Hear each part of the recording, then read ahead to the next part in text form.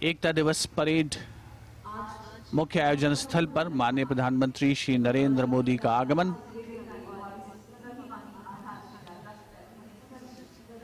तिरपन ध्वजवाहक ये विहंगम दृश्य केवड़िया स्थित स्टैच्यू ऑफ यूनिटी परिसर का, जो आज देश प्रेम के रंगों में सराबोर नजर आ रहा है। आज यहां न केवल देश प्रेम से ओतप्रोत माहौल है, बल्कि गुजरात की समृद्ध सांस्कृतिक विरासत का भी परिचय होगा लोक नृत्य के माध्यम से, जिसे माननीय प्रधानमंत्री महोदय के समक्ष प्रस्तुत किया जाएगा।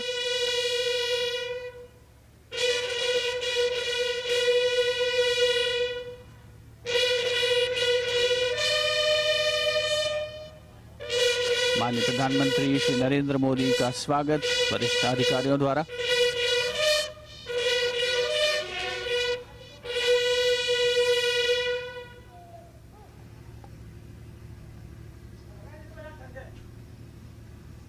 भारत को एकजुट रखने का हमारे मोदी जी सरकार का जज्बा है, जिसका हम की राष्ट्रभाषा उनके एक भारत के स्वप्न को सभी भारतीयों में सीखने में जिंदा रखने का जिन्होंने जिनका होगा वे हमारे माननीय प्रधानमंत्री श्री नरेंद्र मोदी जी की हमारा के साथ एकता दिवस सलामी देंगे जनरल सलामी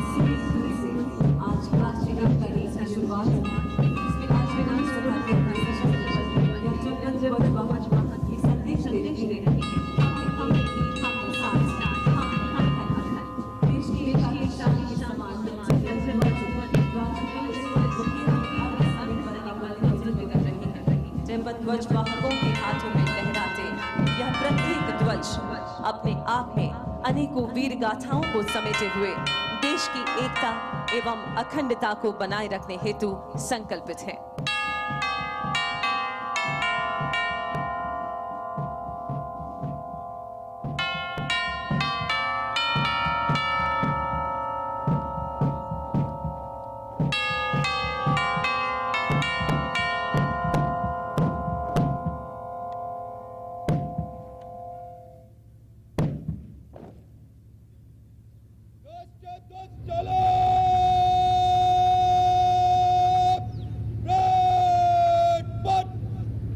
आप सभी से निवेदन है कि राष्ट्रध्वज के आगमन पर राष्ट्रध्वज के सम्मान में अपने स्थान पर खड़े हो जाएं और वर्दीधारी सैल्यूट करें।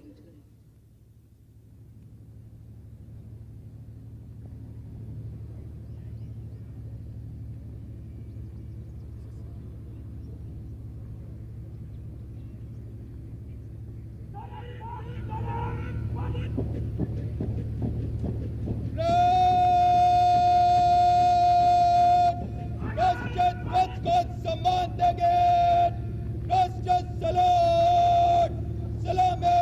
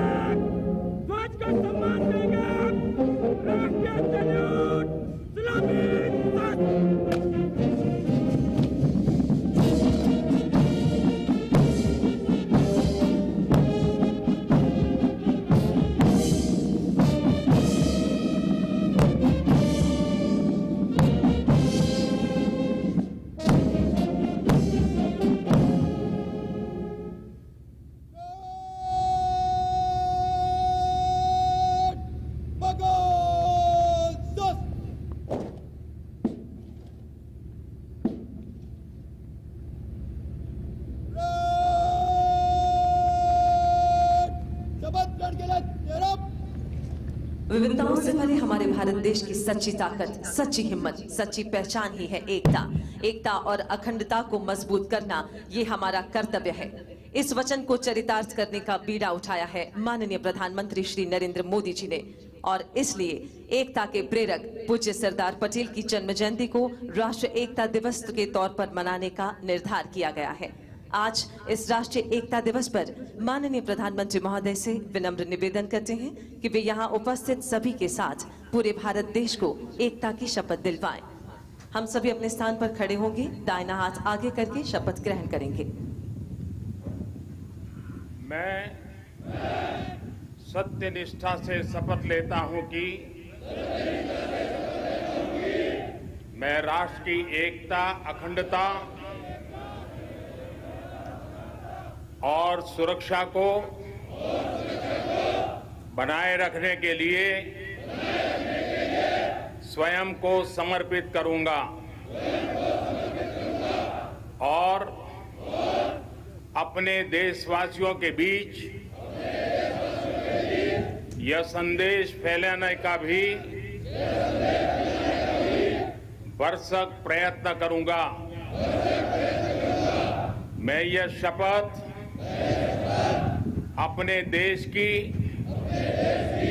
एकता की भावना से ले रहा हूं, जिसे सरदार वल्लभ भाई पटेल की दूरदर्शिता एवं कार्यों द्वारा संभव बनाया जा सके। मैं अपने देश की आंतरिक सुरक्षा सुनिश्चित करने के लिए अपना योगदान करने का भी सत्यनिष्ठा से संकल्प करता हूं।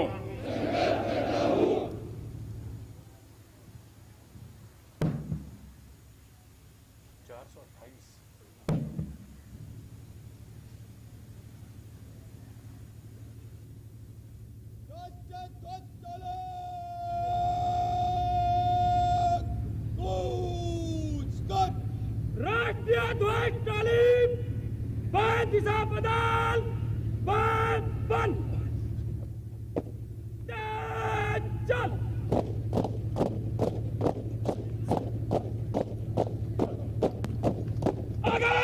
राष्ट्र ध्वज के गान पर हम सभी अपने स्थान पर खड़े होंगे।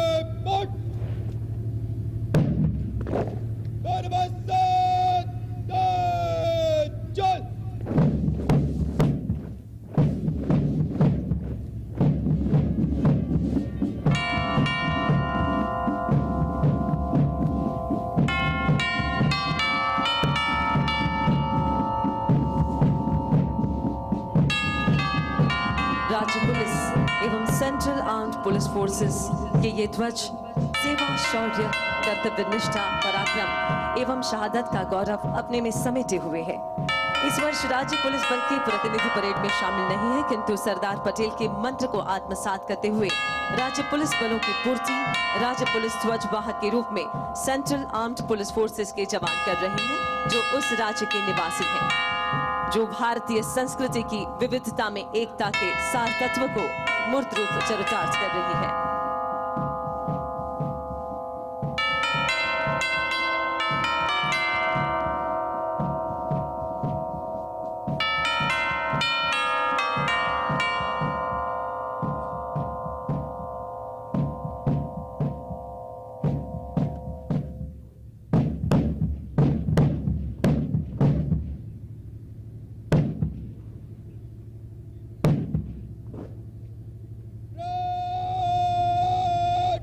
कंपनियों के कॉलम में मंच से गुजरेंगे। फर्स्ट लैप 20 कदम, नंबर 1 कंपनी आगे, दाहिने चलेंगे, दाहिने पुट।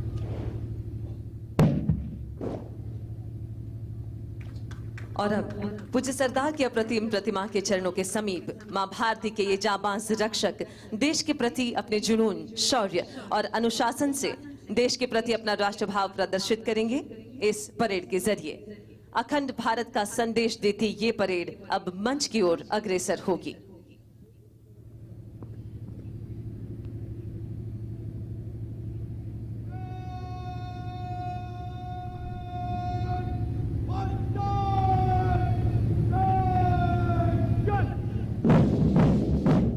राष्ट्रीय एकता परेड की अब हो रही है शुरुआत। वर्तमान वैश्विक परिदृश्य में कोविड-19 ने हमारी जीवन शैली पर व्यापक असर डाला, किंतु यह महामारी हमारे जोश और हौसले को डिगा न सकी और हम सरदार पटेल की दृढ़ इच्छा शक्ति व दूरदर्शिता से प्रेरित होकर सभी राज्यों की पुलिस बलों व केंद्रीय अर्धसैन्य बलों द्वारा शौर्य प्रदर्शन व परेड की संक्षिप्त प्रस्तुति के साथ उपस्थित हैं। कुछ नशा तिरंगे की शान का है, कुछ नशा मातृभूमि की आन का है। हम लहराएंगे हर जगह ये तिरंगा, नशा ये हिंदुस्तान का है। ऐसे ही जोश और राष्ट्र प्रेम की झलक इस परेड के जरिए हम देखेंगे। इस परेड का नेतृत्व कर रहे हैं 2018 की बैच के IPS Shri Om Prakash Jat. Bits Pilani graduate Om Prakash किसान परिवार से हैं और वर्तमान में श्री जाट गिर सोमनाथ में एएसपी नियुक्त हैं। श्री ओम प्रकाश जाट के नेतृत्व में ये परेड, जिसमें सबसे पहला दस्ता 53 ध्वज वाहकों का 53 राज्य पुलिस व केंद्रीय अर्धसैनिक बल का प्रतिनिधित्व कर रहे हैं, जिसमें शामिल कई ध्वजों को माननीय राष्ट्रपति जी के द्वारा निशान का सम्मान प्राप्त हुआ है, जिसमें से मेजबान गुजरात राज्य के ध्वज को भी 2019 में निशान का सम्मान प्राप्त हुआ है। दूसरे स्थान पर सीआईएसएफ केंद्रीय सशस्त्र बल के रूप में स्वयं को स्थापित कर 350 इकाइयों को सुरक्षा प्रदान कर रहा है, जिसमें देश के संवेदनशील एवं महत्वपूर्ण संस्थान जो कि अंतर्राष्ट्रीय एवं राष्ट्रीय हवाई अड्डे, sea port, shipyards, atomic energy, VIP security, heritage monuments तथा सरकार की अन्य पीएस यूनिट शामिल है। और अब आ रहे हैं सीमा सुरक्षा बल के जाबाज, जो कश्मीर की बर्फीली चोटियां, राजस्थान के रेगिस्तान, दिन हो या रात बड़ी ही मुस्तैदी से अपने कर्तव्य का निर्वाह करते हैं और अब तक 1094 वीरता पदक हासिल किए हैं। अब अपने कदमों की धमक से शौर्य और निष्ठा का संदेश देता अग्रसर है सीआरपीएफ का ये दस्ता। इन्हें गर्व है अपने बल के इतिहास पर, जिन्होंने सरदार के एक भारत के सपने को साकार करने में अपनी भूमिका निभाई थी। देश में आंतरिक सुरक्षा की जरूरत में राष्ट्र की पहली पसंद सीआरपीएफ के जाबाज योद्धा है। अगला मार्चिंग दस्ता गुजरात राज्य पुलिस के सीधे भर्ती किए गए पुलिस इंस्पेक्टर्स, जो कि वर्तमान में गुजरात पुलिस अकादमी कराई गांधीनगर में प्रशिक्षण ले रहे हैं, commandant DYSP Shri PD Vaghela के नेतृत्व में।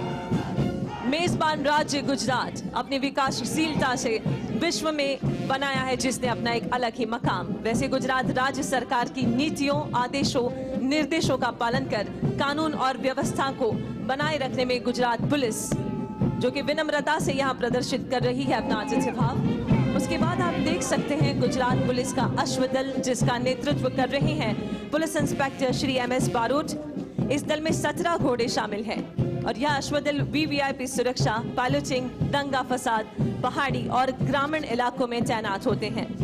इस अश्वदल ने राष्ट्रीय और अंतर्राष्ट्रीय घोड़सवारी प्रतियोगिता में कई मेडल्स प्राप्त किए हैं। और अब आज की भव्य परेड की शोभा बढ़ाते हुए शाही अंदाज में हर वर्ष राजपथ पर गणतंत्र दिवस परेड में विशेष आकर्षण का केंद्र रहने वाला सीमा सुरक्षा बल का अनूठा ऊंट दस्ता अपने पूरे साजो श्रृंगार सहित आपके सामने से गुजर रहा है, जिस पर सवार है राजसी शान लिए सीमा सुरक्षा बल के रणबांकुरे, जिनके समतुल्य समूचे विश्व में अन्य कोई नहीं। और अब विविध फोर्सेस के ताकत के समान स्पेशल व्हीकल्स का प्रदर्शन, जिसमें सबसे आगे है आरपीएफ का segue, ASC Shri Bhuvnesh IRPFS के नेतृत्व में। सेगवे एक स्वच्छ, प्रदूषण मुक्त और इको फ्रेंडली दोपहिया इलेक्ट्रिक वाहन है। इससे महत्वपूर्ण रेलवे स्टेशन की प्रभावी निगरानी में वृद्धि हुई है और रिस्पांस टाइम कम हुआ है, जिससे आरपीएफ की दक्षता व उत्पादकता में कई गुना वृद्धि हुई है। और अब आपके सामने आईटीबीपी का all terrain vehicle, Bharat Tibbat सीमा पुलिस का ऑल टेरेन व्हीकल, जो कि लद्दाख, सिक्किम एवं अरुणाचल प्रदेश के एक्सट्रीम हाई एल्टीट्यूड वाले दुर्गम एवं कठिन क्षेत्र में जवानों द्वारा सीमा पर निगरानी रखने के लिए पेट्रोलिंग के दौरान प्रयोग किया जाता है। इस विशेष वाहन के होने से जवान न केवल शीघ्र बल्कि सुरक्षित रहकर सीमा पर निगरानी रखने की जिम्मेदारी का निर्वहन करते हैं। और अब आ रहे हैं एनडीआरएफ। चाहे कैसी भी भयंकर आपदा हो, एनडीआरएफ की उपस्थिति मात्र राहत और विश्वास का संदेश देती है। एनडीआरएफ का सबसे पहला व्हीकल है MFR vehicle, medical first responder, बचाव टीम तथा फर्स्ट एड के आवश्यक संसाधनों व उपकरणों के अतिरिक्त कोविड-19 के बचाव हेतु पीपीई एवं सभी सामग्रियों से सुसज्जित है एमएफआर। उसके बाद है एफडब्ल्यूआर रिस्पॉन्स व्हीकल, जो है फ्लड वाटर रेस्क्यू व्हीकल, बाढ़ बचाव दल एवं विभिन्न अत्याधुनिक विशेषीकृत उपकरणों, inflatable rubber boat, outboard motor, sonar system, under water victim locating camera, deep diver से सुसज्जित, साथ ही साथ घरेलू सामग्रियों से बने इक्विपमेंट्स का यह है प्रदर्शन उप कमांडेंट श्री A.K. चौबे के नेतृत्व में।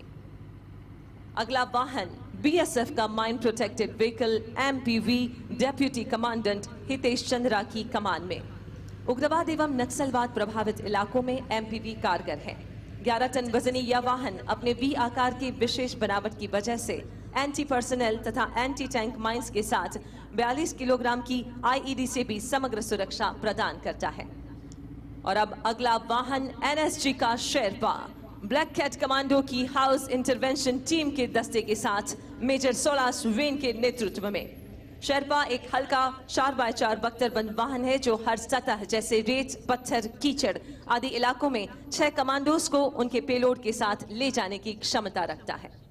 इसके पीछे एनएसजी का ही मार्च वाहन, जिस पर लगे हुए dual side by side hydraulic ramp अलग अलग हाइट पर एनएसजी कमांडोज और K9 को बिल्डिंग इंटरवेंशन, हॉस्टेज रेस्क्यू और एंटी हाइजैक ऑपरेशंस में सुगमता प्रदान करता है। और अब आपके सामने से गुजर रहा है ये वाहन, जो है सीआरपीएफ के बुलंद इरादों का फौलादी साथी। एनएसजी के मार्च के बाद critical situation response vehicle CRPF से, जिसका नेतृत्व 7 बार पुलिस वीरता पदक से सम्मानित सहायक कमांडेंट नरेश कुमार एवं प्रवीण नौटियाल कर रहे हैं। अत्याधुनिक उपकरणों से लैस यह बख्तरबंद critical situation response vehicle CSRV Kashmir में किसी भी चुनौती से निपटने में सक्षम है। इसमें लगा thermal imaging camera, drone system, उपद्रवी भीड़ पर काबू पाने के लिए multi barrel launcher, LRAD, PTZ cameras तक हर जरूरत का उपकरण इस वाहन में उपलब्ध है। और ये है गुजरात पुलिस का BDDS व्हीकल। इस वाहन का उपयोग बॉम्ब डिस्पोजल ऑपरेशन के लिए किया जाता है तथा यह इंटरनेट सर्विलेंस सिस्टम और फ्लड लाइट्स लेस है। इस व्हीकल में सर्च इक्विपमेंट, सेफ्टी इक्विपमेंट और डिस्पोजेबल इक्विपमेंट है।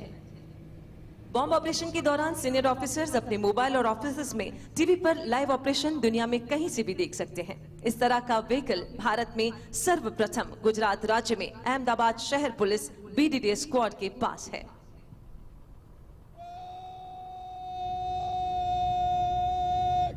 सच, मध्य सच।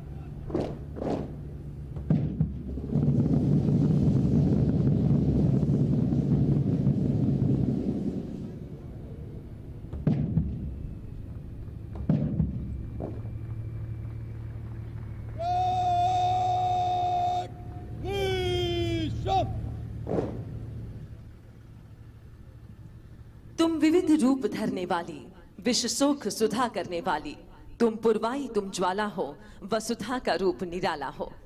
नारी शक्ति के इन विभिन्न रूपों में से पराक्रम को प्रदर्शित करने के लिए सीआरपीएफ की वुमेन वॉरियर्स प्रस्तुत कर रही हैं राइफल ड्रिल। हम सब के लिए यह गर्व की बात है कि सीआरपीएफ की 6 महिला बटालियन की वुमेन वॉरियर्स पूरे देश में पुरुषों के साथ कंधे से कंधा मिलाकर देश की सेवा कर रही है। आपको यह जानकर अत्यंत हर्ष होगा कि वीरता के लिए अनेक पुरस्कार प्राप्त करने के अलावा सीआरपीएफ की इन विमेन वॉरियर्स के पास यूनाइटेड नेशंस पीसकीपिंग मिशन में जाने वाले विश्व के प्रथम ऑल वुमेन कंटिजेंट होने का भी गौरव प्राप्त है। अपने शौर्य, अनुशासन, संतुलन और तालमेल को एक सूत्र में पिरोकर आपके सामने सीआरपीएफ वुमेन वॉरियर्स का राइफल ड्रिल प्रदर्शन।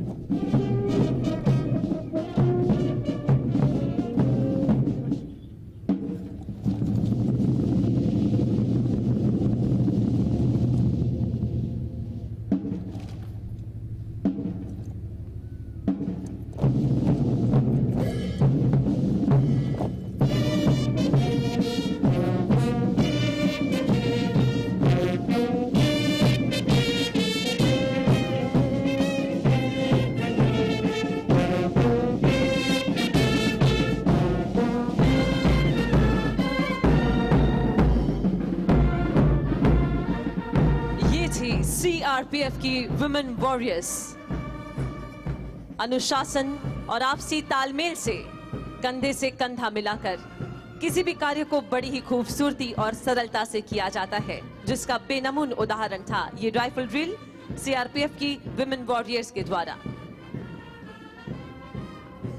भारत की ये भूमि जहां नारी को एक शक्ति के रूप में पूजा जाता है, शक्ति स्वरूपा नारियों के सशक्तिकरण के हमेशा से ही हिमायती रहे हैं माननीय प्रधानमंत्री श्री नरेंद्र मोदी जी, जिन्हीं की दीर्घ दृष्टि और विजन की वजह से विश्व की 8वीं अजायबी बनने वाली ये अप्रतिम प्रतिमा स्टैच्यू ऑफ यूनिटी का निर्माण हुआ। सैद्धांतिक महत्व के साथ साथ प्रवासन के क्षेत्र के लिए भी ये स्थल माइलस्टोन बना है, जिससे यहाँ आसपास रहने वाले प्रजाजनों के जीवन में भी सुधार आया। और आज इस खास अवसर पे यहाँ आसपास बसने वाले आदिवासी लोग अपनी खुशी व्यक्त करना चाहते हैं इनके लोक नृत्यों के द्वारा। प्रकृति की गोद में बसने वाले ये साहसिक आदिवासी, जिनके नृत्य में भी साहस होता है, हाथ पकड़कर गति से घूमना और पिरामिड बनाना, ये इनकी नृत्य शैली है। पर कोविड-19 के संक्रमण को ध्यान में रखकर सोशल डिस्टेंसिंग और मास्क लगाकर ये नृत्य प्रस्तुत करेंगे। खेल युवा और सांस्कृतिक प्रवृत्ति विभाग गुजरात राज्य के द्वारा प्रस्तुति सांस्कृतिक कार्यक्रम की।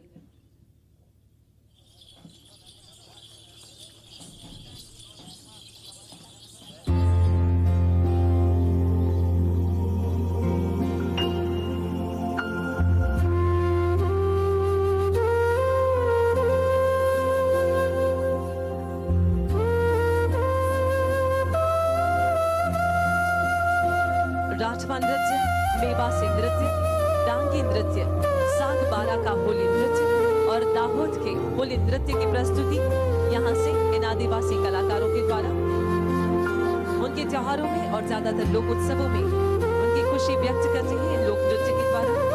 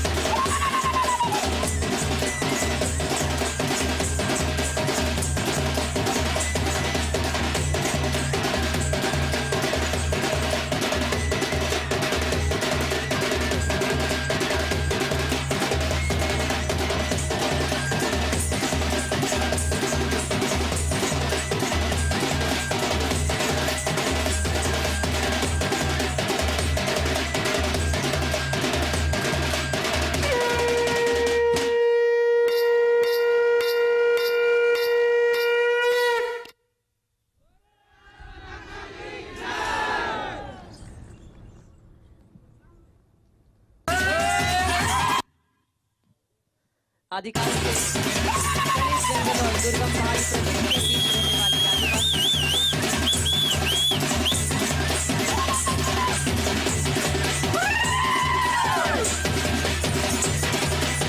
आज इस राष्ट्रीय एकता दिवस पर आसपास रहने वाले आदिवासी लोगों ने अपने खुशी प्रकट की।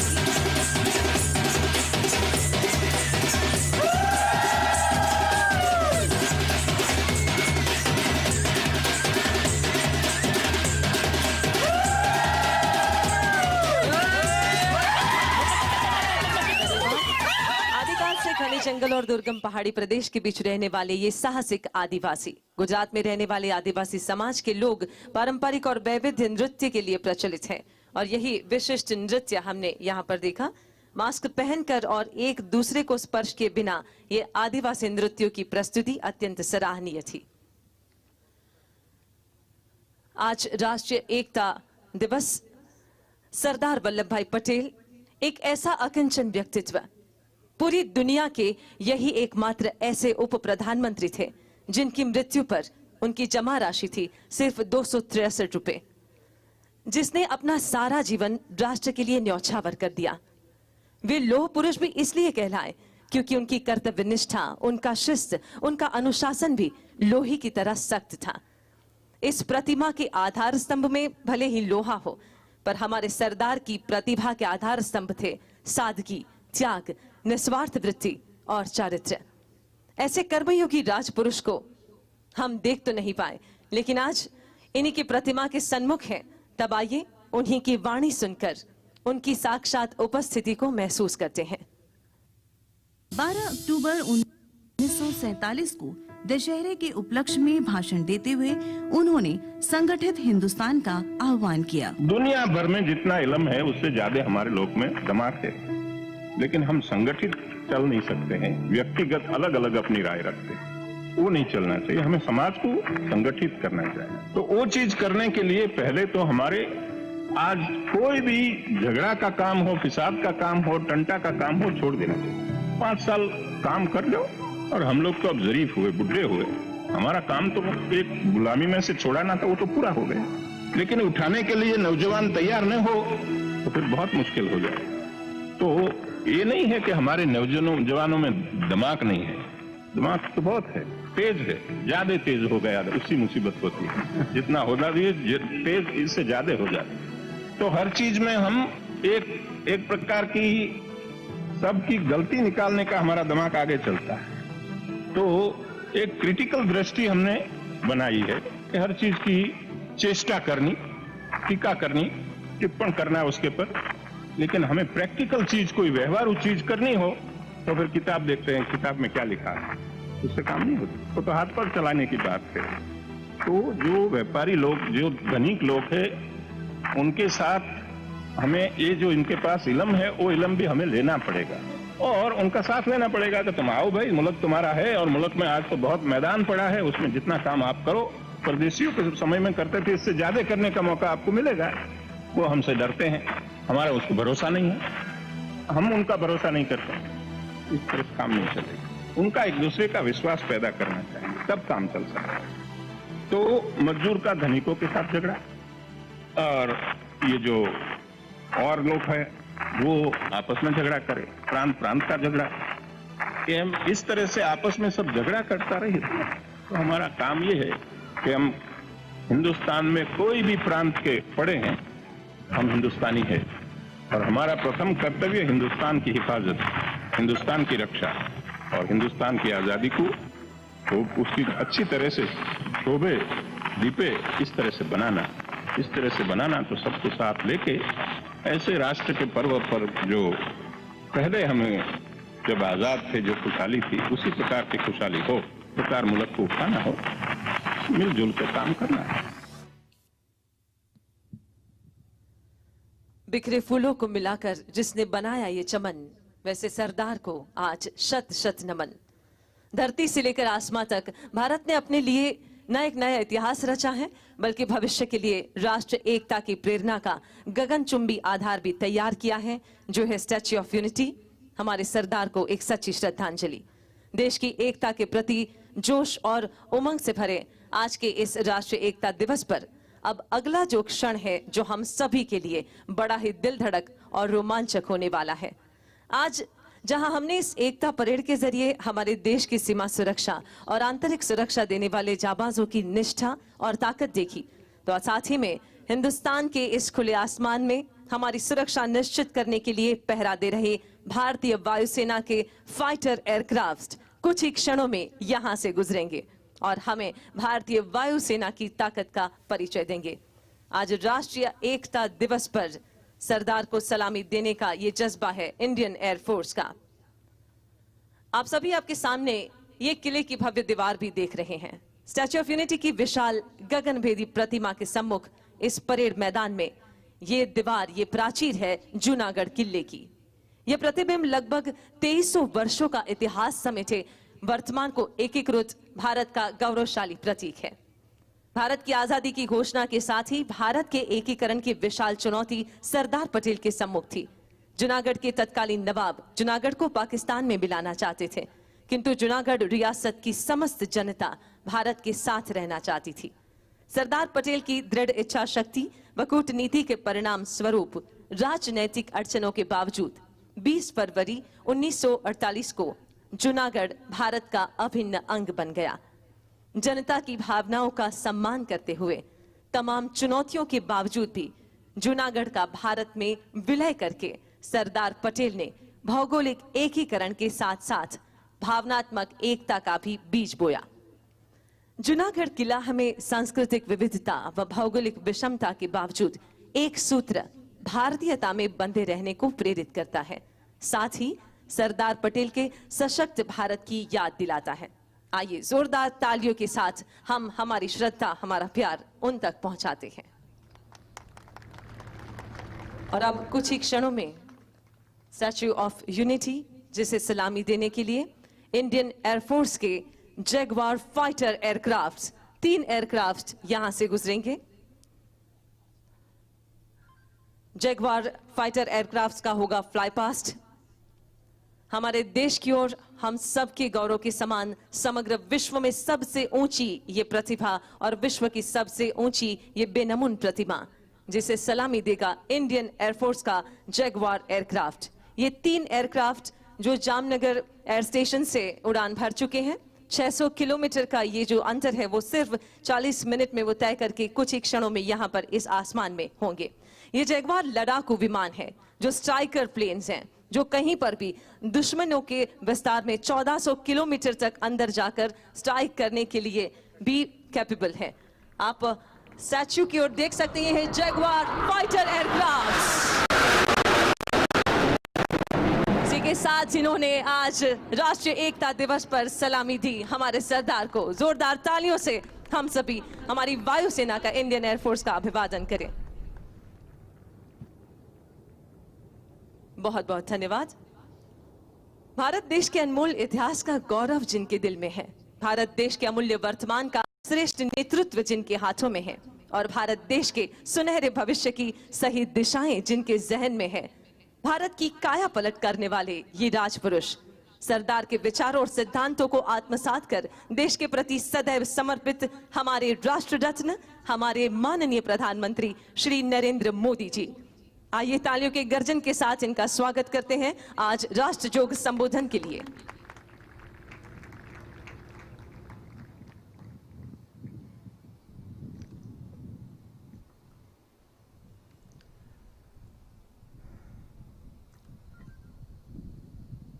हम सब ने अभी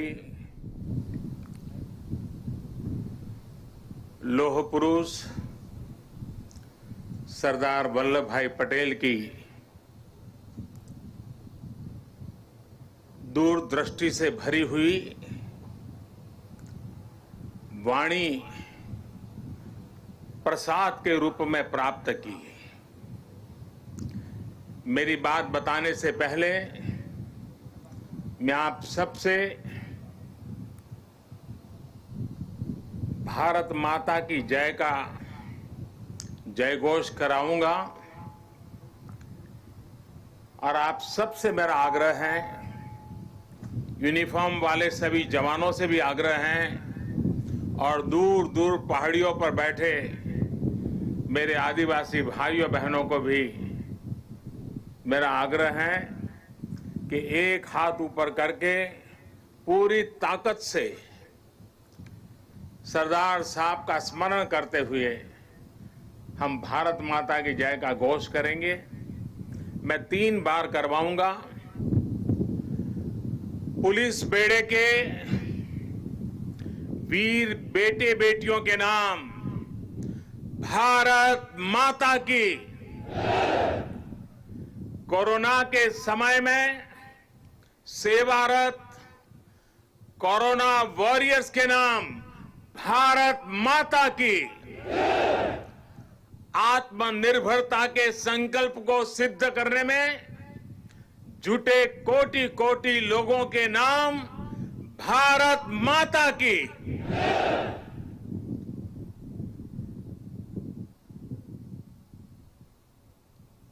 मैं कहूंगा सरदार पटेल, आप लोग 2 बार बोलेंगे, अमर रहे, अमर रहे। सरदार पटेल, सरदार पटेल, सरदार पटेल।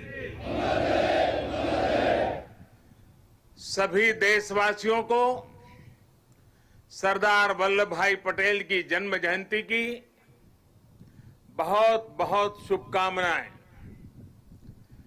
देश की सैकड़ों रियासतों को, राजे रजवाड़ों को एक करके देश की विविधता को आजाद भारत की शक्ति बनाकर सरदार पटेल ने हिंदुस्तान को वर्तमान स्वरूप दिया।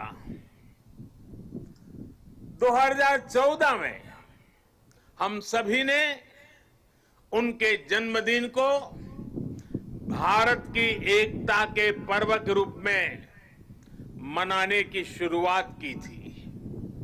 इन 6 वर्षों में देश ने गांवों से लेकर महानगरों तक, पूरब से पश्चिम तक, कश्मीर से कन्याकुमारी तक सभी ने एक भारत श्रेष्ठ भारत के संकल्प को पूरा करने का प्रयास किया है।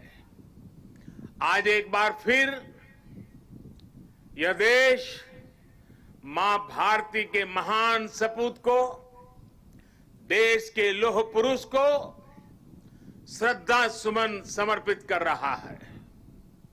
आज एक बार फिर यह देश सरदार पटेल की इस गगनचुंबी प्रतिमा के सानिध्य में, उनकी छाया में देश की प्रगति के महायज्ञ का अपना प्राण दोहरा रहा है।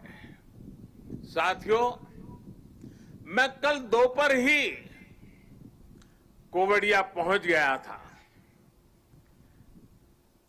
और केवड़िया पहुंचने के बाद कल से लेकर अब तक यहां केवड़िया में जंगल सफारी पार्क, एकता मॉल, चिल्ड्रन न्यूट्रिशन पार्क, आरोग्य वन जैसे अनेक नए स्थलों का लोकार्पण हुआ है।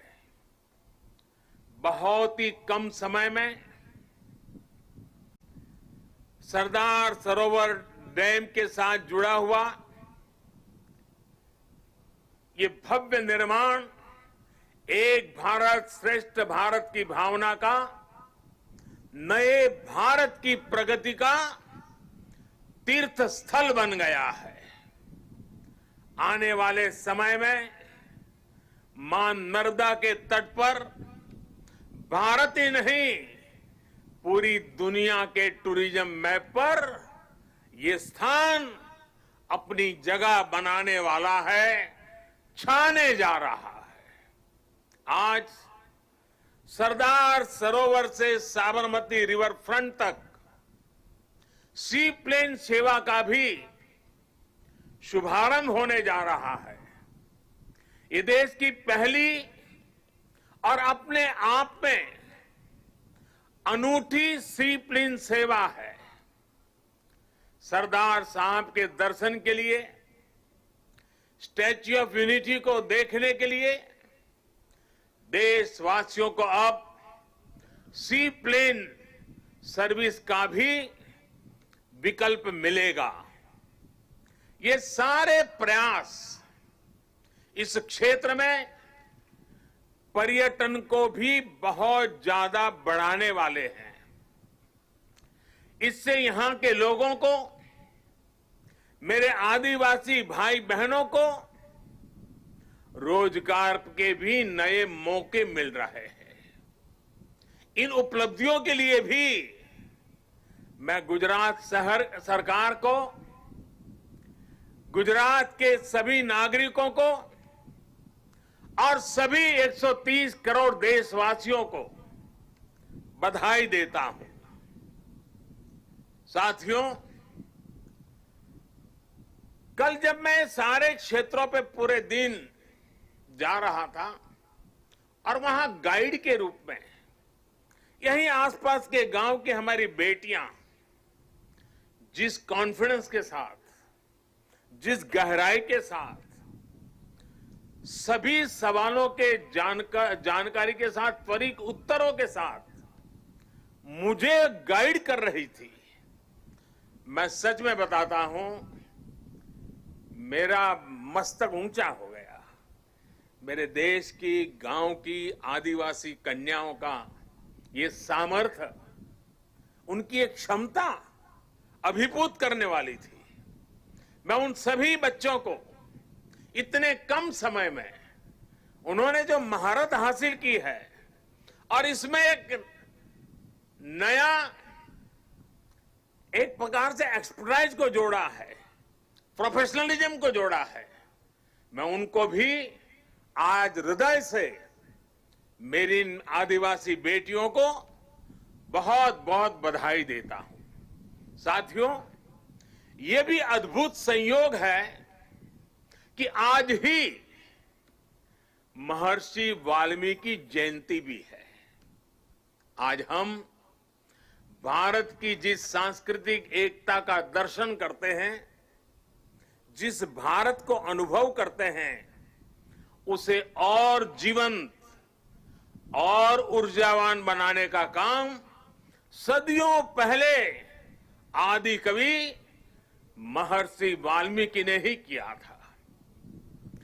भगवान राम के आदर्श, राम के संस्कार अगर आज भारत के कोने कोने में हमें एक दूसरे से जोड़ रहे हैं, तो इसका बहुत बड़ा श्रेय भी महर्षि वाल्मीकि जी को ही जाता है।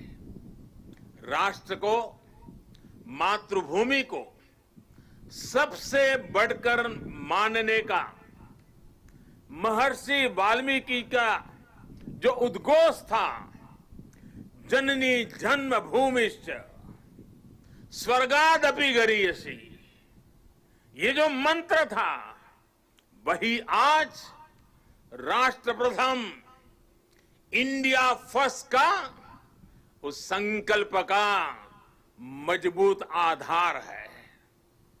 मैं सभी देशवासियों को महर्षि वाल्मीकि जयंती के भी हृदय से हार्दिक शुभकामनाएं देता हूं।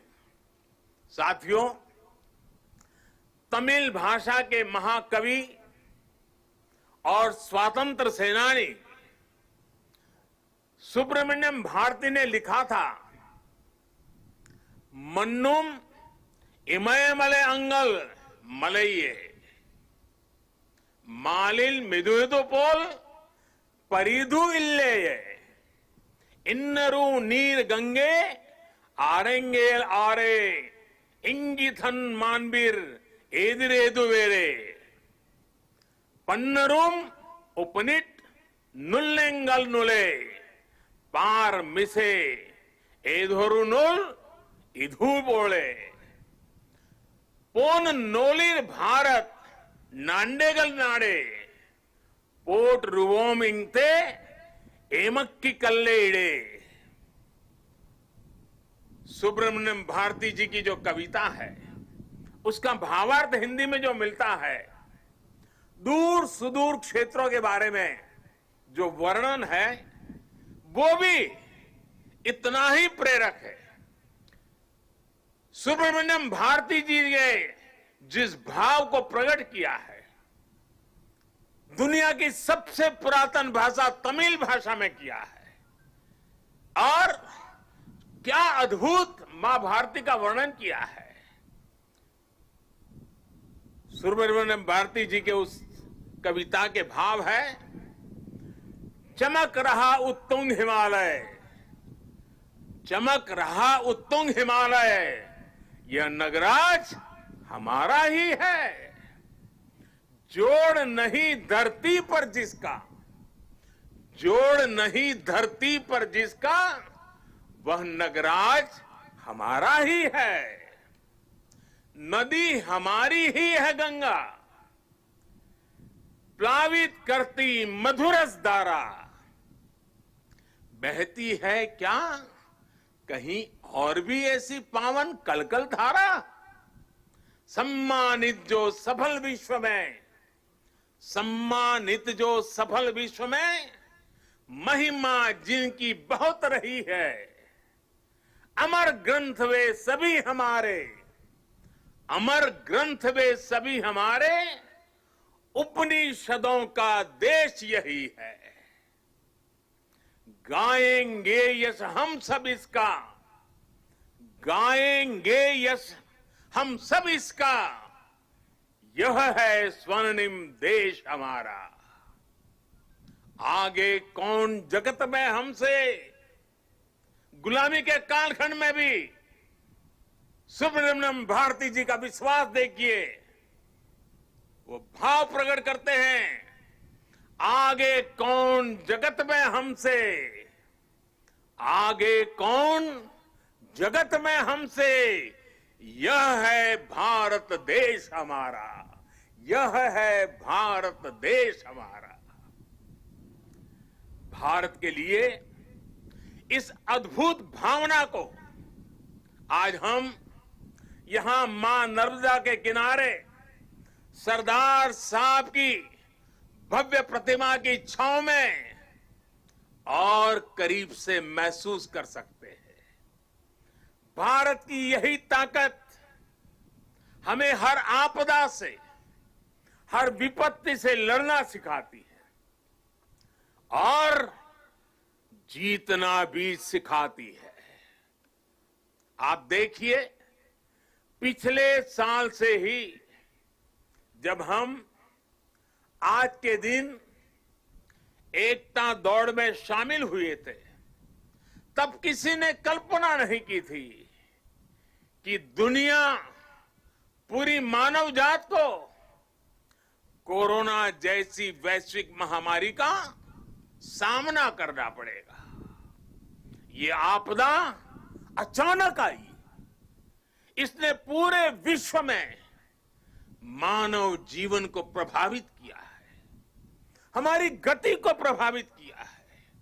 लेकिन इस महामारी के सामने देश ने, 130 करोड़ देशवासियों ने जिस तरह अपने सामूहिक सामर्थ्य को, अपनी सामूहिक इच्छा शक्ति को साबित किया है, वह अभूतपूर्व है।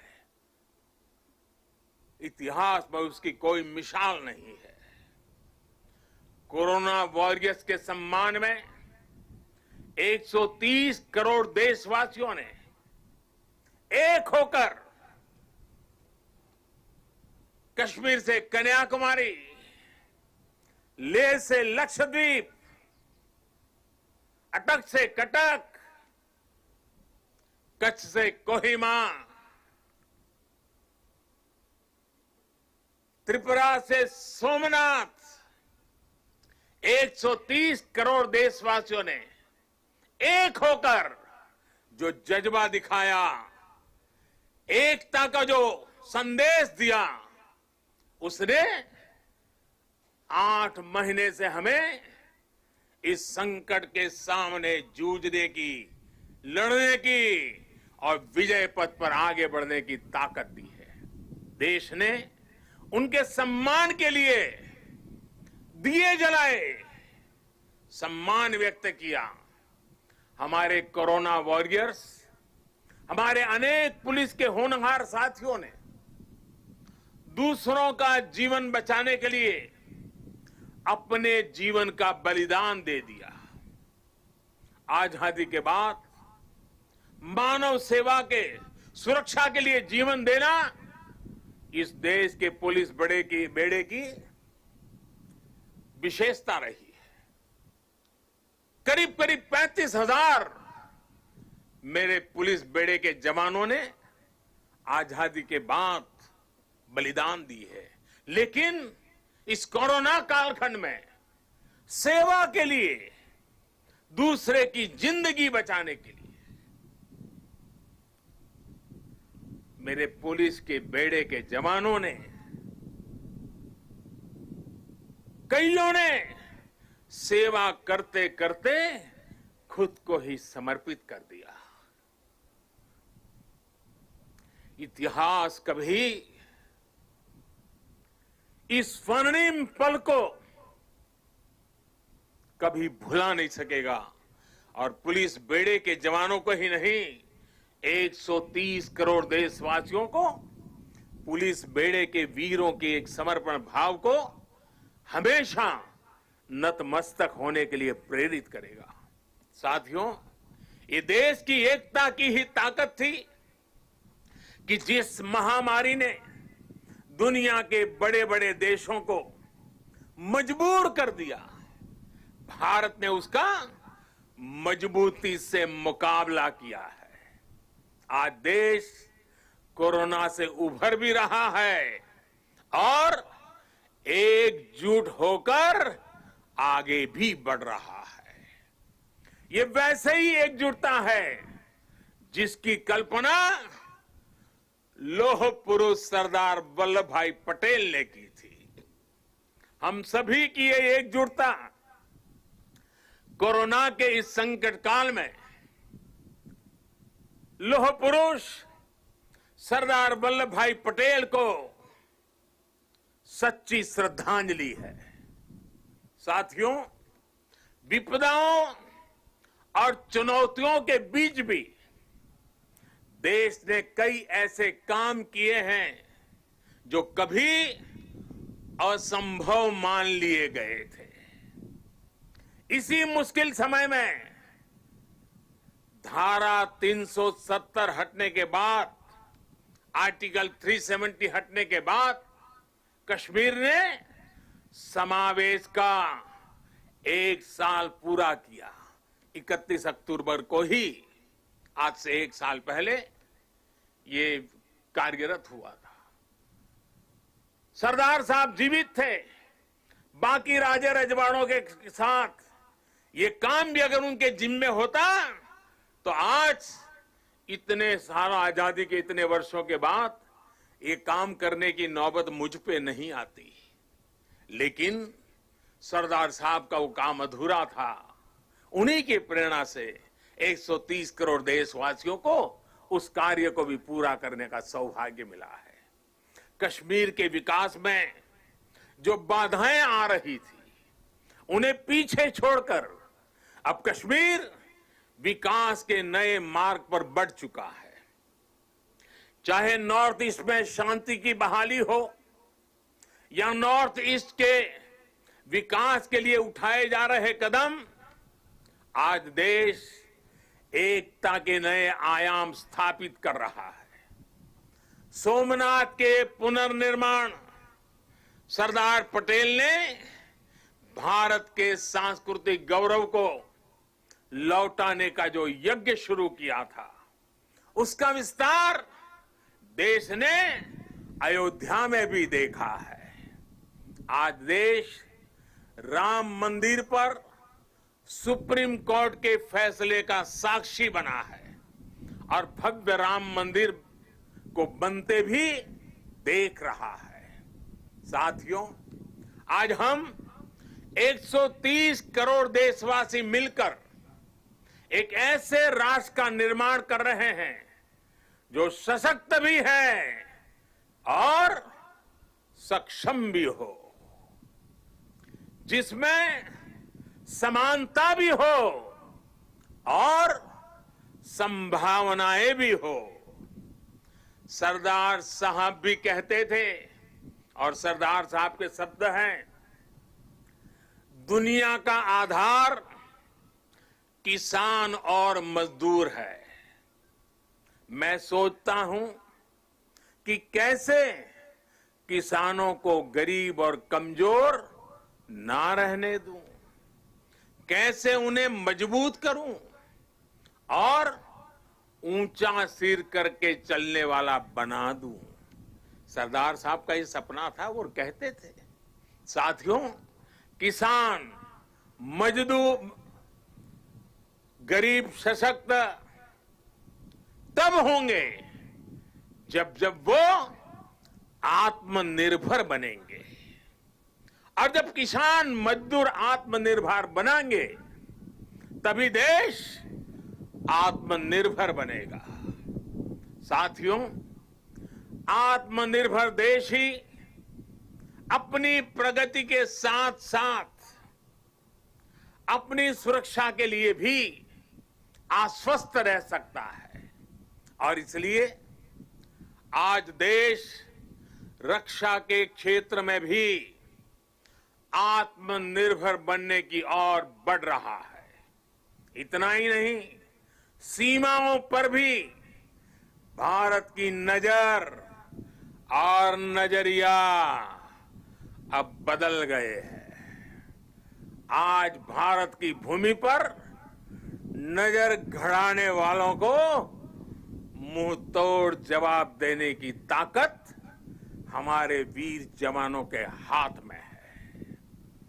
आज का भारत सीमाओं पर सैकड़ों किलोमीटर लंबी सड़कें बना रहा है, दर्जनों ब्रिज, अनेक सुरंगें लगातार बनाता चला जा रहा है। अपनी संप्रभुता और सम्मान की रक्षा के लिए आज का भारत पूरी तरह सज्ज है, प्रतिबद्ध है, कटिबद्ध है, पूरी तरह तैयार है। लेकिन साथियों, प्रगति के इन प्रयासों के बीच कई ऐसी चुनौतियां भी हैं जिसका सामना आज भारत और पूरा विश्व कर रहा है। बीते कुछ समय से दुनिया के अनेक देशों में जो हालात बने हैं, जिस तरह कुछ लोग आतंकवाद के समर्थन में खुल करके सामने आ गए हैं, वो आज मानवता के लिए, विश्व के लिए, शांति के उपासकों के लिए एक वैश्विक चिंता का विषय बना हुआ है। आज के माहौल में दुनिया के सभी देशों को, सभी सरकारों को, सभी पंथों को आतंकवाद के खिलाफ एकजुट होने की सबसे ज्यादा जरूरत है। शांति, भाईचारा और परस्पर आदर का भाव ही मानवता की सच्ची पहचान है। शांति, एकता और सद्भाव वही उसका मार्ग है। आतंकवाद, हिंसा से कभी भी किसी का कल्याण नहीं हो सकता। भारत तो पिछले कई दशकों से आतंकवाद का भुक्तभोगी रहा है, पीड़ित रहा है। भारत ने अपने हजारों वीर जवानों को खोया है, अपने हजारों निर्दोष नागरिकों को खोया है, अनेक माताओं के लाल खोए हैं, अनेक बहनों के भाई खोए हैं। आतंक की पीड़ा को भारत भली भांति जानता है।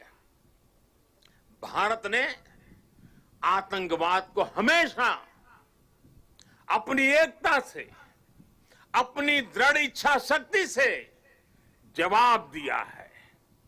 आज पूरे विश्व को भी एकजुट होकर हर उस ताकत को हराना है जो आतंक के साथ है, जो आतंकवाद को बढ़ावा दे रही है।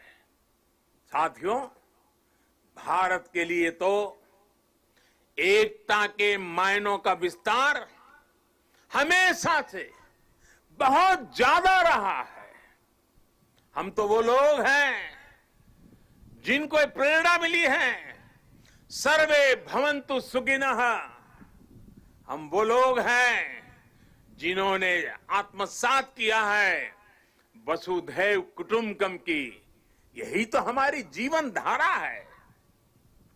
भगवान बुद्ध से लेकर महात्मा गांधी तक भारत ने समूचे विश्व को शांति और एकता का संदेश दिया है।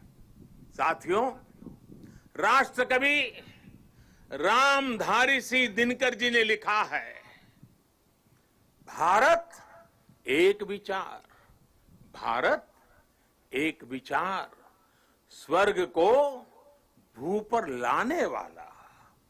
भारत एक विचार, स्वर्ग को भू पर लाने वाला।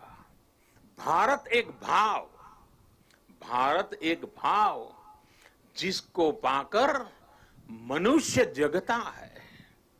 भारत एक भाव जिसको पाकर मनुष्य जगता है। हमारी ये राष्ट्र हमारे विचारों से, हमारी भावनाओं से, हमारी चेतनाओं से, हमारे प्रयासों से हम सबसे मिलकर ही बनता है। और इसकी बहुत बड़ी ताकत भारत की विविधता है। इतनी बोलियां, इतनी भाषाएं, अलग अलग तरह के परिधान, खान पान, रीति रिवाज, मान्यताएं, ये किसी और देश में मिलना मुश्किल है। हमारे वेद वाक्यों में भी कहा गया है, जन्म बिभ्रति बहुधा विवाचसम, नाना धर्माणम पृथ्वी यथोकसम, सहस्त्रम धारा द्रविणस्य में, दुहा ध्रुवेव धनुरन प्रस्फुरंती। अर्थात हमारी ये मातृभूमि अलग अलग भाषाओं को बोलने वाले, अलग अलग आचार विचार व्यवहार वाले लोगों को एक घर के समान धारण करती है। इसलिए हमारी ये विविधता ही हमारा अस्तित्व है। इस विविधता में एकता को जीवंत रखना ही राष्ट्र के प्रति हमारा कर्तव्य है। हमें याद रखना है कि हम एक हैं तो हम अपराजेय हैं, हम एक हैं तो हम असाधारण हैं, हम एक हैं तो हम अद्वितीय हैं। लेकिन साथियों, हमें ये भी याद रखना है कि भारत की ये एकता, ये ताकत दूसरों को खटकती भी रहती है। हमारी इस विविधता को ही वो हमारी कमजोरी बनाना चाहते हैं। हमारी इस विविधता को आधार बनाकर वो एक दूसरे के बीच खाई बनाना चाहते हैं। ऐसी ताकतों को पहचानना जरूरी है। ऐसी ताकतों से हर भारतीय को बहुत ज्यादा सतर्क रहने की जरूरत है। साथियों, आज यहां जब मैं अर्धसैनिक बलों की परेड देख रहा था, आप सभी के अद्भुत कौशल्य को देख रहा था, तो मन में एक और तस्वीर भी थी। ये तस्वीर थी पुलवामा हमले की। उस हमले में हमारे पुलिस बेड़े के हमारे जो वीर साथी शहीद हुए, वो अर्धसैनिक बेड़े के ही थे। देश कभी भूल नहीं सकता कि जब अपने वीर बेटों के जाने से पूरा देश दुखी था, तब कुछ लोग उस दुख में शामिल नहीं थे। वो पुलवामा हमले में भी अपना राजनीतिक स्वार्थ खोज रहे थे, अपना राजनीतिक स्वार्थ देख रहे थे। देश भूल नहीं सकता कि तब कैसी कैसी बातें कही गई, कैसे कैसे बयान दिए गए। देश भूल नहीं सकता कि जब देश पर इतना बड़ा घाव लगा था, तब स्वार्थ और अहंकार से भरी भद्दी राजनीति कितने चरम पर थी। और उस समय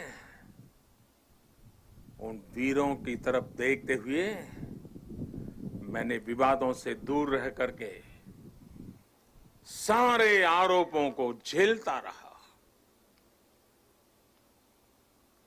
भद्दी भद्दी बातों को सुनता रहा।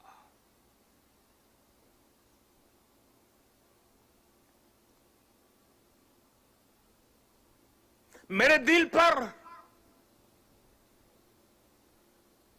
वीर शहीदों का गहरा घाव था, लेकिन पिछले दिनों पड़ोसी देश से जो खबरें आई है, जिस प्रकार वहां की संसद में सत्य स्वीकारा गया है, उसने इन लोगों के असली चेहरों को देश के सामने ला दिया है। अपने निहित स्वार्थ के लिए, राजनीतिक स्वार्थ के लिए ये लोग किस हद तक जा सकते हैं। पुलवामा हमले के बाद की गई राजनीति इसका बहुत बड़ा उदाहरण है।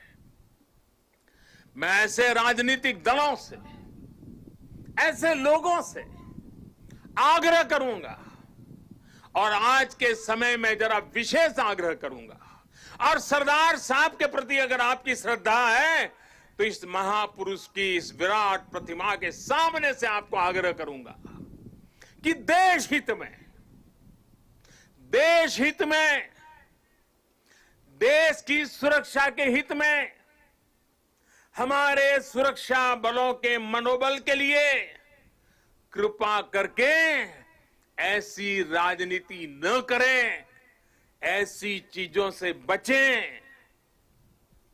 अपने स्वार्थ के लिए जाने अनजाने आप देश विरोधी ताकतों की उनके हाथों में खेलकर, उनका मोहरा बनकर न आप देश का हित कर पाएंगे और न ही अपने दल का। साथियों, हमें ये हमेशा याद रखना है कि हम सभी के लिए अगर सर्वोच्च कोई बात है तो वो है सर्वोच्च हित, देश हित। सर्वोच्च हित, देश हित। जब हम सबका हित सोचेंगे तभी हमारी भी प्रगति होगी, तभी हमारी भी उन्नति होगी। भाइयों और बहनों, आज अवसर है कि इस विराट भव्य व्यक्तित्व के चरणों में हम उसी भारत के निर्माण का संकल्प दोहराएं जिसका सपना सरदार वल्लभ भाई पटेल ने देखा था। एक ऐसा भारत जो सशक्त होगा, समृद्ध होगा और आत्मनिर्भर होगा। आइए इस पावन अवसर पर हम फिर से राष्ट्र के प्रति अपने समर्पण को दोहराएं।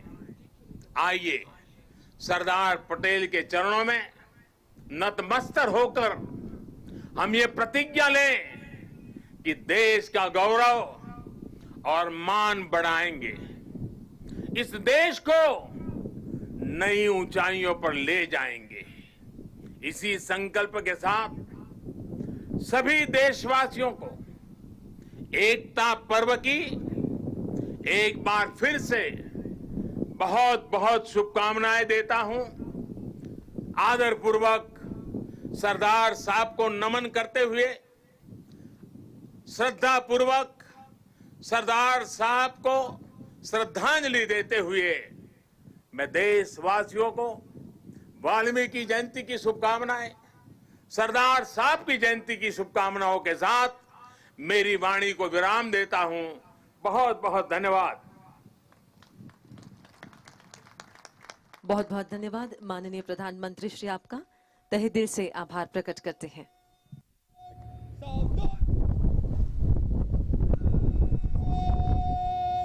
मुख्य अतिथि महोदय को हर्ष ध्वनि देंगे। मुख्य अतिथि महोदय की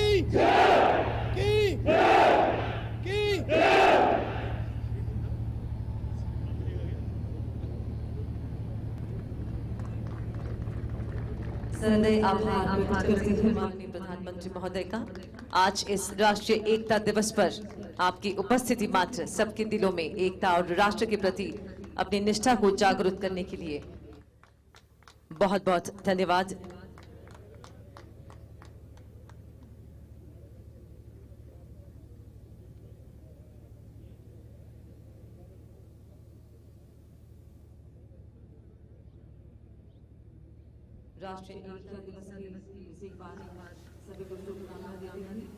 एकता दिवस परेड में माननीय प्रधानमंत्री शामिल हुए और उनका ओजपूर्ण संबोधन, उन्होंने सरदार पटेल के विचारों के साथ देश और दुनिया में वर्तमान में जो हालात हैं उन पर अपने विचार साझा किए। उन्होंने कहा कि अगर हम एक हैं तो हम अपराजेय हैं, असाधारण हैं, अद्वितीय हैं। सरदार पटेल के ये विचार आज भी उतने ही प्रासंगिक, उतने ही जरूरी और अब माननीय प्रधानमंत्री यहां परेड ग्राउंड से प्रस्थान करेंगे।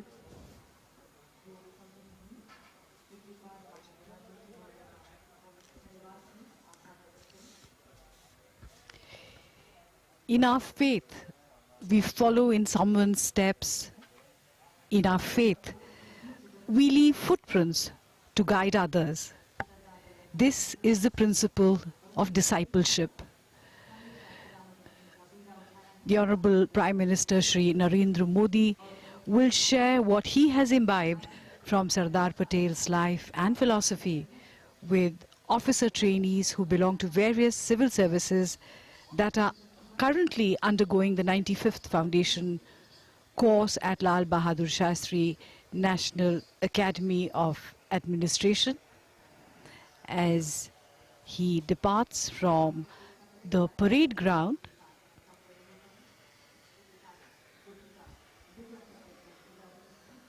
सबसे ऊंचा था वो है और रहेगा भारत की शान।